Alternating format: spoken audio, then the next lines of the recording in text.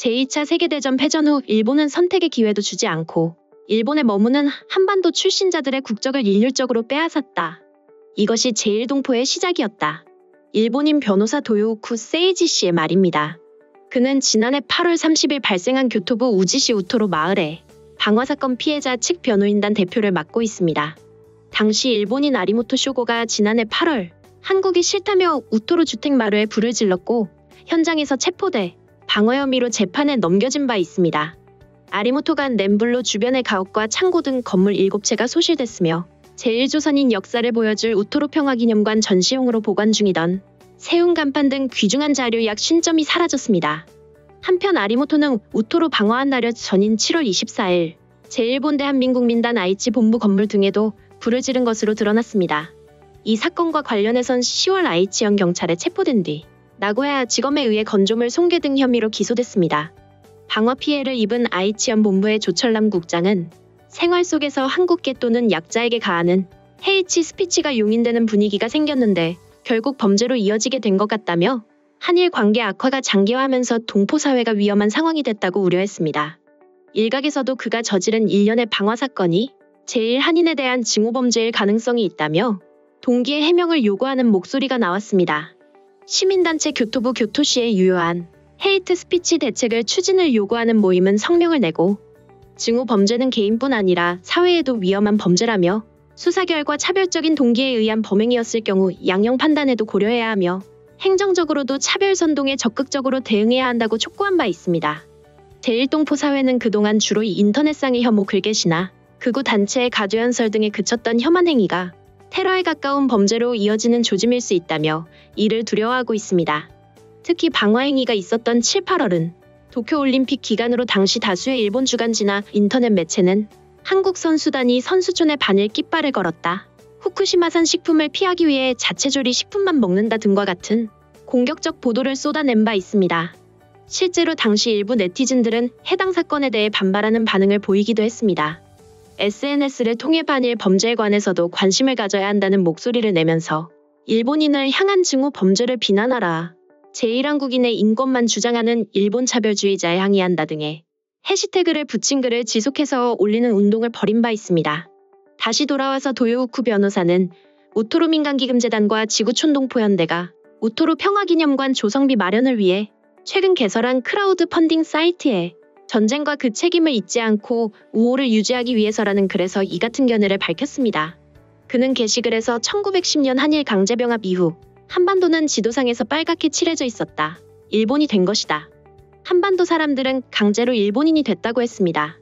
그러면서 고향 땅을 정부가 빼앗거나 좋은 일자리가 있다고 속였고 한반도에서 온 조선인들은 값싼 노동력으로 일본에 끌려와 혹사당했다고 비판했습니다. 특히 1941년 교토 비행장 건설을 위해 한반도에서 강제 동원된 조선인들의 주거지가 우토로 마을이었다고 알려주면서 우토로는 왜 일본에 제1동포가 있는가라는 중요한 역사적 사실이 고스란히 보존된 아주 중요한 지역이라고 강조했습니다. 그는 일본은 자신들의 책임으로 모은 우토로 노동자들의 주거를 아무런 조치도 없이 방치했고 그 결과 우토로 주민들은 수년간 불안정한 상황에서 당연히 누려야 할 행정 서비스조차도 받지 못했다며 이러한 부조리는 모두 일본 측의 문제라고 지적했습니다. 일본 주민들이 전쟁과 그 책임을 잊지 않고 앞으로 이웃 국가와의 우호를 유지하기 위해서도 우토로 평화기념관은 소중한 시설이 될 것이라고 했습니다. 도요우쿠 변호사는 기념관 개설 비용이 부족해 전시를 못할 위기에 놓여 있다고 한다. 이는 큰 문제라면서 부디 여러분의 협력을 바란다고 호소했습니다. 우토로 마을은 토지 소유주인 일본 기업이 1989년 주민들의 퇴거를 요구하며 소송을 제기해 거주권을 잃을 위기에 처했습니다. 2004년에는 토지 매입자가 강제 철거를 추진하면서 세상에 알려졌습니다. 주민들이 소송에서 지면서 삶의 터전을 빼앗길 위기에 처하자 1989년 일본의 양심 세력을 중심으로 우토로를 지키는 모임이 결성됐고 이 소식이 한국에도 알려져 우토로 국제대책회의가 만들어졌습니다. 이후 일본인과 한국 시민단체 등의 성금과 2007년 한국 정부의 지원금으로 토지를 매입했고 주민 재입주 보장을 전제로 일본 정부의 재개발이 추진돼 2018년 1기 시형주택 완공으로 일부 주민이 입주했습니다. 올해부터 2기 주택 공사가 시작돼 내년에는 남은 주민이 모두 입주하게 됩니다. 한편 일본 네티즌들은 이 소식과 관련해 다양한 반응을 보였습니다. 목소리를 높이는 것만이 헤이트 크라임이라는 건가요? 발언 내용으로 사회적으로 묵인되고 압살되는 것을 두려워하여 진실을 말할 수 없는 사회도 마찬가지라고 생각합니다. 당시 제가 그 시대에 살지는 않았지만 전쟁 전이나 전쟁 중에 일본은 그랬던 것 같고 지금도 동아시아 일부 국가에서는 그런 사례가 있지 않을까 생각합니다. 불법 점거농성도 10년 동안 계속 소유권을 얻을 수 있는 거잖아요. 그것이 없다는 것은 고정자산세를 내지 않았다거나 그에 필요한 조치가 누락된 것이 아닐까 싶습니다만 인권 문제로 하기 전에 변호사도 제대로 살고 있는 사람들을 생각해주면 좋을 텐데요. 뭔가 이건 그저 인권운동에 이용하는 것 같아요. 법적으로 남의 땅 불법 점거한 것은 무시하는 건가요? 변호사인데도 법을 사무라하고 있는 것처럼 보입니다. 공평하게 보고 어느 쪽이든 법으로 비판해야죠. 여러 가지 주장과 정서가 있는 것은 이해하지만 법치국가인 일본에서 용서받을 수 있는 행위가 아닌 것은 분명하다. 아무래도 일본도 자본주의 세력과 공산주의 세력의 싸움에 최전선에 있죠. 러시아의 프로파간다가 화제가 되고 있습니다만 일본도 프로파간다에 노출되어 온 것이 아닐까요? 위안부 문제, 징용공 문제, 야스쿠니 문제, 일본과 한국 사이를 갈라놓으려고 암약하는 세력의 존재는 분명하잖아요. 암약하는 세력이 나쁜 것이지. 일본, 한국, 제1분들이 서로 미워할 이유는 없다고 생각합니다. 그리고 전직 위안부 분들이 정치적으로 이용되고 학대받는 모습을 보면 가슴이 아픕니다.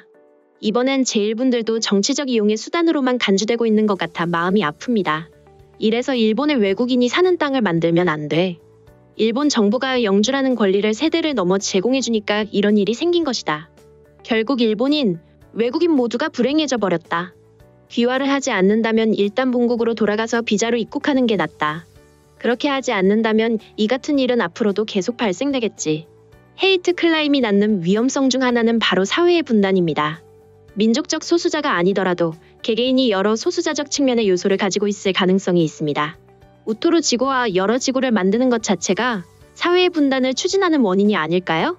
일본이 피해를 보고 있다며 일본인이 왜곡된 피해의 의식을 가졌다라고 말하는데 실제로도 현재 진행형 때문에 피해를 입고 있는 것은 일본입니다. 당신들이 정기적으로 벌이는 헤이트 크라임 반발도 결국은 일본인들 때만 그렇게 호들갑을 떨고 기사화해서 미움을 사고 만듭니다. 이 얘기를 계속하고 싶다면 일단 연간 1300건 이상의 제1범죄를 사죄한 뒤 구절 중 하나라도 꺼내면 됩니다. 아무리 한국이 싫어도 보통 사람들은 불을 안 낼 거라고 생각한다.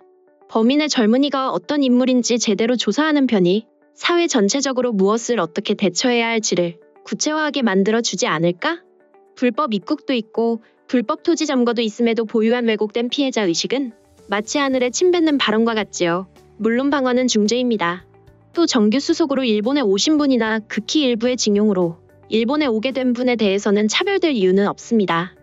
언제까지나 차별을 따질 생각이라면 1000년 이상 전인가의 여성차별이라는 것을 내놓고 지금의 현대 남자들에게 그 1000년 이상 전의 일로 성토하게 할 것이고 심지어 남녀 공동참여 예산으로 20년이 넘도록 몇 조의 내 세금을 매년 남자들로부터 걷어들이고 있어도 아무 말도 하지 못했을 것이다. 제2차 대전 때부터 질질 끌고 있는 문제인 만큼 어느 쪽이 어떻다고 말하기 어려워 보인다. 근데 방어는 용납이 안 되네. 또 2세, 3세 분들도 일본에 계시면서 옛날 일을 언제까지나 주장할 생각이시라면 더 큰 피해를 입기 전에 조국으로 돌아가는 것이 좋을 것 같다. 우토로 지역의 주민은 불법 점거토에 거주할 곳을 제멋대로 만들어 지금에 이르고 있다고 들었습니다만 이것이 사실이라면 인권을 내세워 부당한 권리를 주장하고 있다라는 집단이 되는데요. 지금까지 관련 소식을 접한 일본 네티즌들의 반응이었습니다. 오늘 내용이 도움이 되셨다면 구독과 좋아요, 알림 설정 부탁드리겠습니다. 세상의 소식을 전하는 월드리뷰는 계속해서 달려나가겠습니다. 시청해주셔서 감사합니다.